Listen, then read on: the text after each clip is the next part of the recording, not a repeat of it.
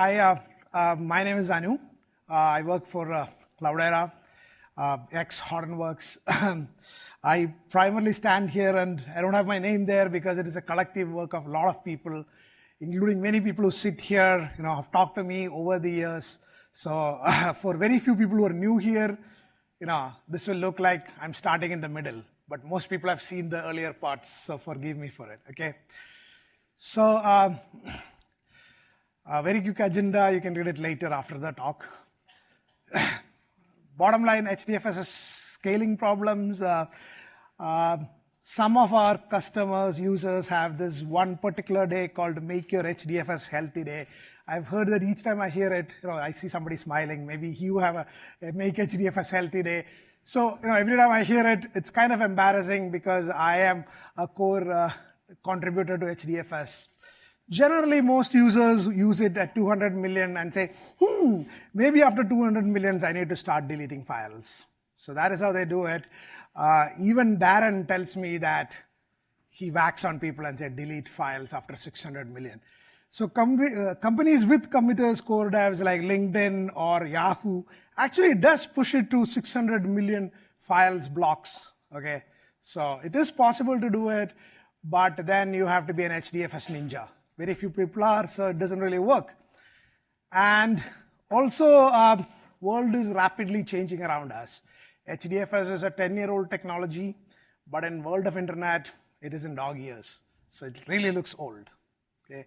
So there was a lot of challenges and opportunities around the file system space. So that is why we went and did this thing. So what is Ozone?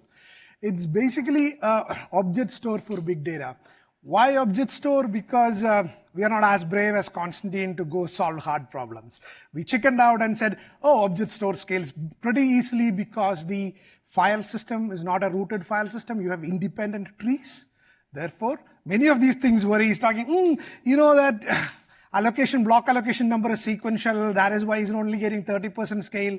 That doesn't happen because, hey, the problem is fundamentally easy to parallelize. It is a parallelizable problem. So Ozone tries to get both into scale of objects and IOPS. Name node is not a bottleneck anymore. In fact, we don't even have name node. We call it some other name. A set of microservices which is each capable of doing its own stuff. We also drink the Kubernetes Kool-Aid, so that's why. Leverage learning from supporting HDFS across a large set of users and customers. So again, let me take this opportunity to thank thousands of people who have contributed ideas to Ozone. Yahoo probably like 6 or 7 years ago proposed that we should separate block layer out. That's one of the things we did. And Giraffa is another thing which we have borrowed liberally. So even though at the end, Ozone might look like a collection of a lot of new ideas and cool work, new work, it's basically leverage stuff from things. So that's why I want to call out as a spiritual successor to HDFS in all forms. So when would you use Ozone? If you have scale issues, file or throughput. If you need an archival store for HDFS of really large data store, do not try to make your HDFS healthy, just push data into Ozone. If you need S3 or a cloud-like presence on-prem, if you want to set up dedicated storage clusters like this warm cluster which Egnath was talking about, Ozone specializes on that remote cluster scenario because we are starting to see a lot of customers who say, we want to scale compute and storage completely independently. And of course, if you have a lot of small files, and also, as I said, we drink Kubernetes Kool-Aid. So if you're on Kubernetes, Kubernetes says bring your own file system. Ozone has the ability to run on top of Kubernetes and just work there. So current state, we are at this point maintaining a steady cadence of 2 months releases. We have done 2 alpha releases, and the 3rd alpha is just going to get released. And then we plan to follow up with 3 betas and go to GA. So, depending upon how much bugs we discover and things like that, that's our timeline. Okay. So, what are the Ozone microservices? So, there is a name node service, which is basically the name node which takes care of file names. You give a file name, it tells you which are the blocks you need to go read. Then there is actually a block server, which says, you have this block, these are the data nodes you need to go to and read from.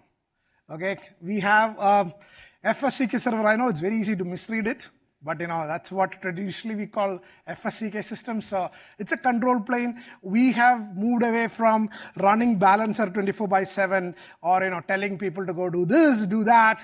We would rather do it ourselves because we understand that having a distributed system, the pain is not in the core systems. The pain is always in, oh, I added a new data node. What do I do now? Oh, I remember this hard disk died. I put a new hard disk. All of this adds up to the cost of running an HDFS system. So we want to take, we recognize this. I mean, that's where we spend a lot of our time. So it's something to save ourselves from the pain. There is S3 gateway. Later in my slide, we'll talk about it. And of course, there is normal data nodes. We just boot up HDFS data nodes and work with it. So this is the very high-level architectural diagram of Ozone. This is how it looks like. Nothing surprising other than the fact that Hadoop distributed data store is the block layer. And, we call them containers. People don't like that. A lot of people have told me that. But, we called it a long time ago, so that's what it is. If anybody has a question on Rattus, Rattus is a library that we developed as part of Ozone, later spun out as an independent Raft library, which is our consensus story. So whenever we want to do HA and stuff like that, all of it rides on top of Rattus. Okay, so now let's talk about scale.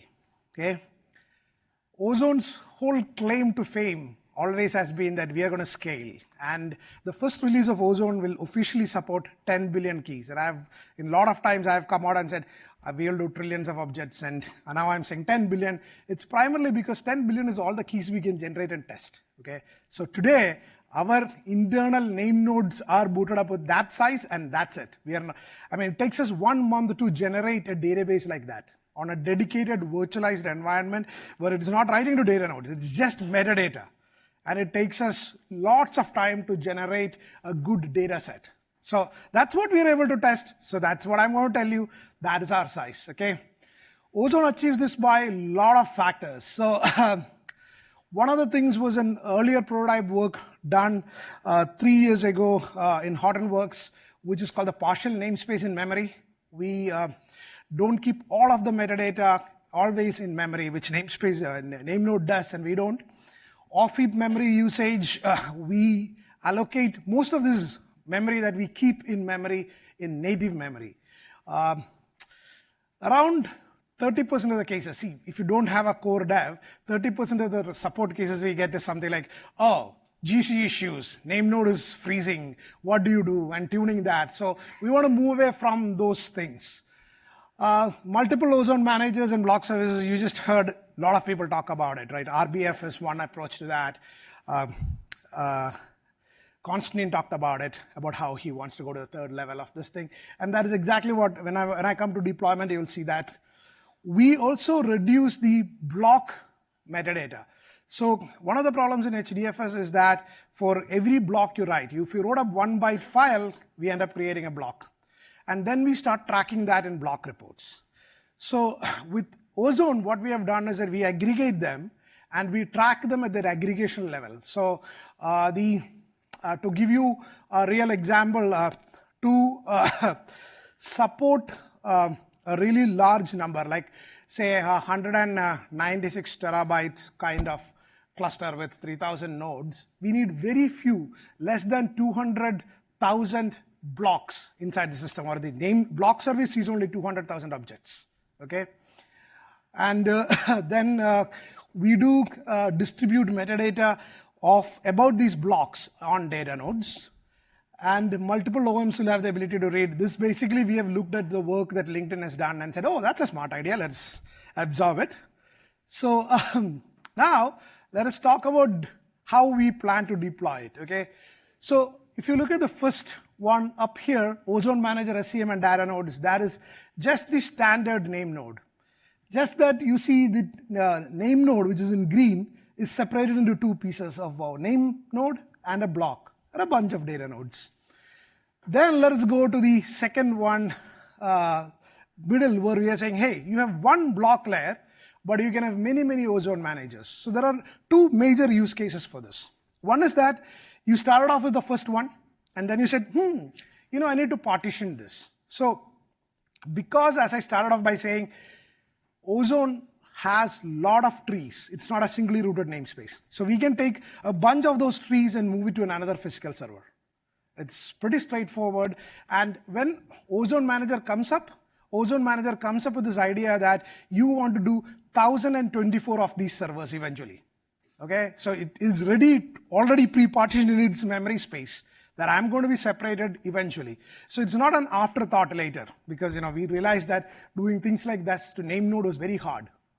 So we come up with virtual entities of Ozone Managers, which we can just separate out and go out. And of course, there is this third, and also this allows you to do this other deployment model where you might have one cluster, but one department doesn't really want to talk to another department. So the namespaces and the policies and the permissions, even you can talk to different Kerberos servers if you need, and then still work and talk to it.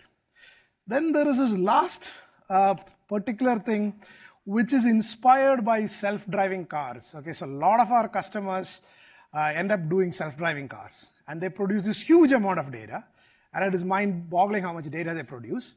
And they create this 50 GB files. So they're the only workload where we end up seeing blocks are far more than the files, okay? I mean, normally people have some kind of a ratio, but this is like a very extreme case. If that happens, we give you the ability to scale up the block layer independently. So you might have 50,000 files, but you need 3,000 or 4,000 data nodes to actually support it. So that is a third form of deployment that we will support. Let's talk about correctness and consistency. We are a new file system. I was just talking to Darren about, trying it out, and he's saying, look, I need to sell this to customers. You're new, so you need to do that. So we use verified protocols like Raft and things like that, so that we don't have to invent consistency protocols and stuff like that. We use RocksDB for metadata storage, used by a lot of systems currently. There are many, many databases which do this today. Raft and RocksDB for databases is very popular. And we have just reliance on off-the-shelf and well-tested components. We've made it easy to test and build because of these components. We have not invented many things, and a lot of code has been borrowed from HDFS. And we have a large number of tests that we run. So we are running blockade tests, which is basically you create a machine, you make it fail, and you see the consistency, you reboot clusters and stuff like that. So these are all, Cabos monkey kind of test, TPC-DS tests. We are also starting our alpha deployments with some customers who are, willing to take the pain and work with us. So that's where we are. And just because we are all friends and family, I should tell you that NFS never really worked on Hadoop. So we think that S3 is the new NFS. In fact, it's truly designed for something like Hadoop. If you have 3,000 data nodes, you can actually run 3,000 instances of S3, and you go hit the buckets, and it scales properly. This is a huge difference. And when I talk to customers, they say, oh, you know what? We are okay, because for good or bad, Amazon has done a great job of educating people how to use S3. So this is one of the few times, I know they just contributed to Apache Foundation, but even before that, this is one of the times where we took their success and copied it. And so that has worked out well. And I'm hoping that we can go away from this NFS nightmare of Hadoop or HDFS. So the right path is pretty straightforward. If you know how it works on HDFS, you go to Ozone Manager, you say, give me a block. You go write that into the data node, and then you call commit key. And this is a difference, because when you create a file in HDFS, it is visible. In our case, it is visible only when you commit a key. Hey, by the way, there is a lot of slides, so at any point you want to stop me, just stop me and we can always talk. I actually like talking, and I know that after lunch you're all sleeping. So it just gives me the sense of, hey, you're listening to me. Read path is exactly same. I just put it there. So if you're one of those people who have not heard what Ozone is, looks exactly like HDFS, get block locations, and I told you, right? We borrowed heavily from HDFS. It is primarily HDFS. So let's talk about security, okay? In security world, we did something different. We were forced to do something different. The problem is this, that we separated a block layer from a namespace layer. So your block layer boots up, it does not know there is a namespace which exists. But at the end of the day, it's a namespace which says, hey, this person can access a file. So Eggnath can access a file is determined by the namespace. But the final guy who gives out this data is the data node. So what we ended up doing was we took the delegation tokens, but we built a chain of trust over the delegation token. So what happens is that when an Ozone Manager joins, or a name node joins this cluster, the name node gets, I'm saying name node so it's easy for you to understand, a name node gets a certificate. And then when it gives a delegation token or a block token out, it signs using its certificate, which is issued by SCM.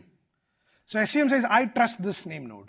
When that block token comes to the data node looks at it and says, oh, this is my SCM. He trusts it. Therefore, I'm going to give permission to read it. So that's the difference. This has just been merged into trunk. We are still testing with it, and 2-3 weeks we'll have the release. I mean, it's pretty in good shape at this point, and we are going to do that. So that is the only difference. We also want to get to a point where security is just on. I don't want to deal with a cluster which is, oh, there is security, there is no security. That's a mess. And I think as a file system, we should just say, hey, we are secure, right? Why have these combinations unless, you have a huge performance hit, and we don't think there is one. So let's talk about HA. Like HDFS, Ozone will have HA. It will be exactly same and this thing.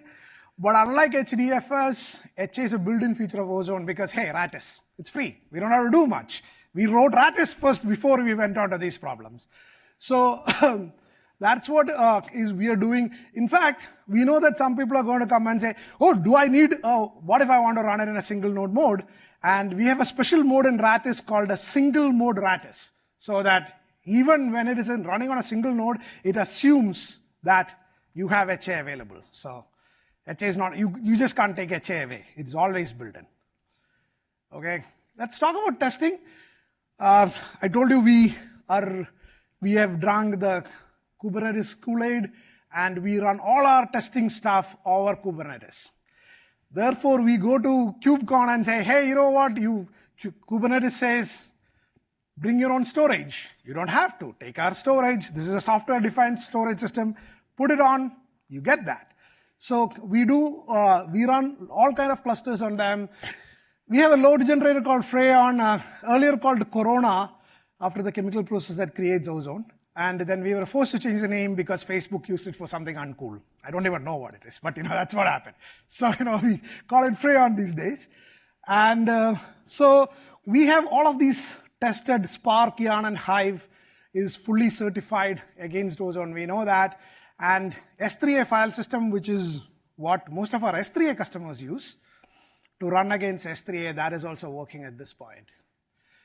Okay, and then we are working on a bunch of things. One of them is TDE. You should see a patch pretty soon. It'll look and feel like HDFS, and Darren was just telling me that it is a very bad idea to take dependency on KMS, but the patch is there, so we will probably go fix KMS. Network topology support, one of our partner companies, and committers, Sammy Chen and Jumping is working on that. They've pretty made huge progress. We've got like 3/4 of the system of the HA inside the main trunk now. We are going to start testing it and work on it. A year and a half ago when I came to LinkedIn, Konstantin said, we will never use Ozone unless you give me in-place upgrades. So we have gone to great pain. Now Konstantin has to just use it, okay? So you all need to force him and say, remember you said what? I know, so, So we are going to support in-place upgrades. The idea with in-place upgrade is that you take a HDFS cluster, you switch on Ozone, and then Ozone comes up on the side, but it's as if you have taken a snapshot. At that point, it diverges. You can delete your stuff in HDFS, stuff will remain in Ozone. You delete in Ozone, it will remain in HDFS. But we will not make a copy of your blocks. We will make a hard link to that block. We will know that it is a reference. So one of the things with storage containers is that, I don't have time to go too deep, but it is like bring your own container. We don't really care what container you bring, so it's easy to have different kind of containers inside it. So there is Ozone containers and there are HDFS containers, which allows us to think like HDFS. So this, I think pretty much all of you are here because you use HDFS or Hadoop in some way. So for you, this is kind of a very important feature. Erasure coding support. See, one of the things that we struggle with erasure coding is that our design and our layout, everything will work exactly like HDFS. HDFS does not tackle this issue of having very high density data nodes. And all our design points, we have always used a point of 196 TB. You just told me 300, I was like, oh shit, maybe I need to redo all my calculations. But 196 TB is the data node density that we have always assumed that Ozone data nodes are going to have. Primarily because, disks have become big, people are richer, whatever, okay? It's very hard to tell people. For a long time, HDFS was sold by telling people how to behave. People don't listen. Right out. We said, don't do small files, they say, go away, right? And, I just saw Chosun show a huge page saying it's all small files. So nobody listens to even Uber. So who will listen to me? So anyways, so we know that telling people to behave is not going to work. They're going to use the file systems the way they like it. They're going to buy the hardware that they like. So 200 TB is what we thought is a sweet spot. I need to talk to Ignat more to understand how his experience with 300 TB is going. But so that is where we are. At this point, I'll stop because I've told a lot of things. I'll take questions, and I have 3 more slides if I have time. I actually have 5 minutes, but I'm going to assume that you guys would like to talk to me at this point. Any questions? Darren, we are friends, okay? Oh, I know. You keep bugging me to use this. So Go ahead. Seeing the presentation, you showed data nodes down below. Is it possible to just create a separate block pool and run Ozone concurrently with the current name node? Yes, absolutely. In fact, Ozone, when you boot up Ozone, it actually creates a completely different block pool so that HDFS performance or block reports, nothing is interfered with. Does this require a lot of change in the data node, or does it use the data node as? No, you need one change where you need to say, load this jar into data node. So data nodes have this ability to load a jar. So if you add that into your HDFS site.xml, it will get loaded and it will be available. We open up a different network port. So it does not touch any of HDFS's network or disk. So that is what we do right now. You said earlier that the file does not become visible, I guess, until you close the key. Correct. Is there any way to make it visible? Because I have customers who seem to increasingly like to use open files to checkpoint progress, and they will write in sync and expect clients to be able to see that data. And then, I guess, furthermore, to make the question even trickier, they like to continue to append to the file periodically, which last I knew Ozone doesn't support. So okay, so in the RPC layer, Ozone does support it. On the REST protocol layer, we don't because we just want to look like S3. Which way are you speaking to, the open file or I was just talking about append problem. Okay. It does in the RPC layer. Yes, we can easily append, and there is no problem. We can do everything that HDFS can do. Containers? Yes, even with containers. About the flush problem, what happens is that you don't have to actually commit the file. When I said commit, I did not say close. You have to issue a flush operation against the name node, and we will update your metadata. At that point, it is visible, right? But when the big difference is that when you open a file, it is not immediately visible because we put it in a different metadata store, and only when the first commit operation happens, we move it to the visible space. This allows us to mimic a S3 kind of behavior because S3 says two people can put 2 files simultaneously. The last committer wins. Okay, so you can create a file A, I'll be writing data, you'll be writing data, and it's like we have to wait around to see who commits last. Criticized NFS, but that smells like one of the problems with NFS. I know, but I don't criticize NFS. I criticize the pain points of having an append-only file system and having to simulate NFS read-write. Whereas with S3, there are none of those problems. You put a key, take a key, so S3 is the new NFS, works exceptionally well for Hadoop because it fits so well into that scaling pattern. Whereas to support NFS, what we had to do was to write locally, and then when the file gets closed, push it back and play around with it, and it doesn't scale. So maybe PNFS is the right solution in the long run if you really want to go a pure NFS way with a block layer below, where there is it's almost like HDFS where there is a metadata. Huh? I'm not arguing for NFS, just your point about two people think they're writing and one wins at the end instead of one failing up front because somebody has the file open. Absolutely correct, but the only thing is that semantics is what allows us to make it easy to implement on this platform. If you had to mimic an NFS like semantics, it's very hard. And a lot of these ideas, as I said, were talked in the community for a long time, and we never did it because in a pure file system semantics, some of these are very hard problems. Really hard problems. So it's not like Ozone went ahead and solved all the hard problems. Ozone redefined the problem space and said, oh, now we know how to solve it. So that is why NFS is probably not our best shot. So that is primarily the fascination with S3. It's not like Amazon is paying me anything. I'm from Seattle, but they're not. Final question. I mean, is 16, what were you using? 16 gigs, I think, or no? You were using a very large container size, right? Yes. So right now, our general container sizes are 5 gigs by default.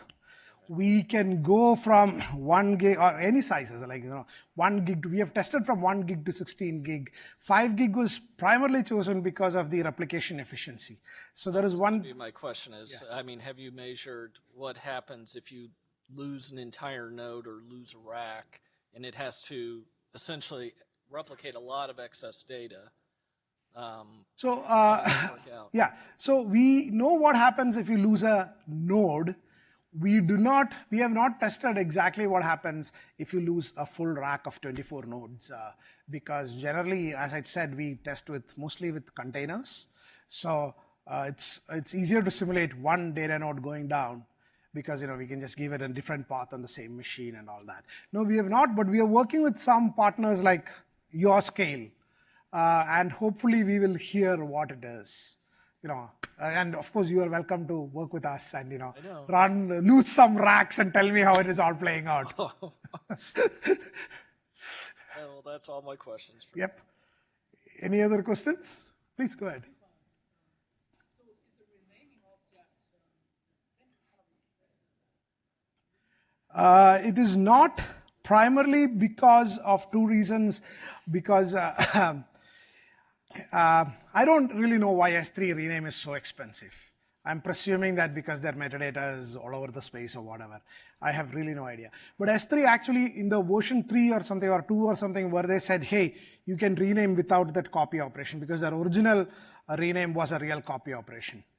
We have an ability to rename a file. So the rename command on Ozone Shell is like this. Ozone Shell, you give me the bucket name, you say what key must be renamed to what key, so that your rename is actually limited into a bucket.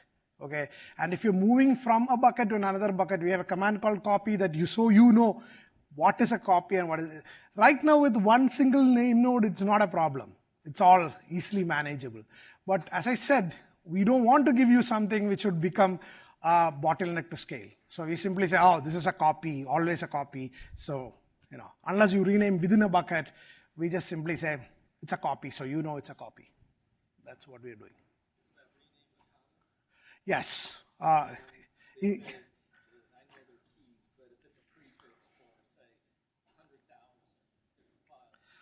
No, actually no. If you have 100,000 files, I know Owen has been telling me to fix this. They want to do the committer thing. But S3, see, this is where I have a love-hate relationship with S3. Steve Logren went and worked extremely painfully, wrote even very complicated simulations to prove that S3 committer works. So he gave me this whole walkthrough, 3 hours, explaining how S3 committer works. And he said, you don't have to do this because we have already taken care because S3 really doesn't do that. So all the Yarn jobs and Spark jobs use S3 committer today.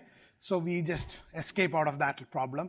But Hive really wants this feature supported where they give us a list of things and say commit and it has to be transactional. And it's not very hard for us, especially if you are in the same bucket, because we know it's one metadata manager. We don't span the name servers. Even if you scale, we'll make sure that one bucket stays within one Ozone Manager.